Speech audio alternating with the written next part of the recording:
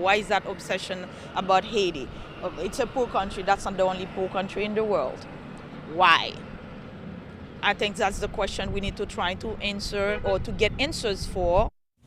Well, tonight we're looking into new claims causing controversy down in Sylacauga. Some people say that migrants from Haiti are being bussed into the city.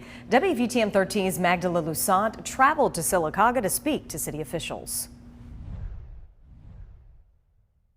While the mayor says that's not true, we have learned from community members, though, that they are welcoming the Haitian members who have been a part of their church for the last 3 months.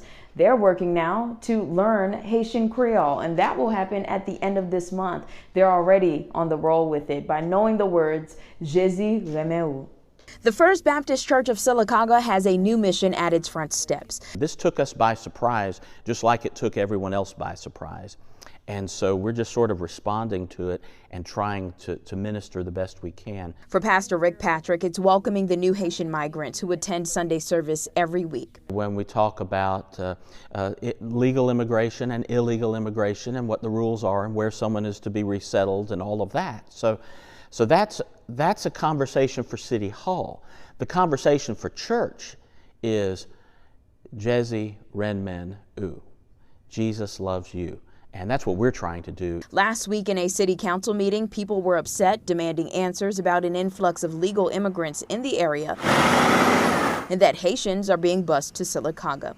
The mayor tells me they know of a handful of Haitians and 15 Nicaraguans who are doing agriculture work. He adds city officials did not authorize nor request these individuals, but the ones they've engaged with are legally authorized to work and live in the U.S. by the federal government. You can feel compassion. Yolande Burrow, a concerned Haitian native, traveled from Birmingham to Sylacauga to see what she can do. See what their needs are and how maybe I can support, or maybe later on how my organization can support, to maybe Haitian Creole classes. So that's my purpose. A new purpose for this church is teaching its English-speaking members first about the Haitian culture and the language, because there's still a barrier during services. On September 29th, Patrick says all churches are welcome to come learn Haitian Creole with them. We're trying, and so we're just wanting to do whatever we can to get to the place where we can minister to them. In Sylacauga, Magdala Lusant,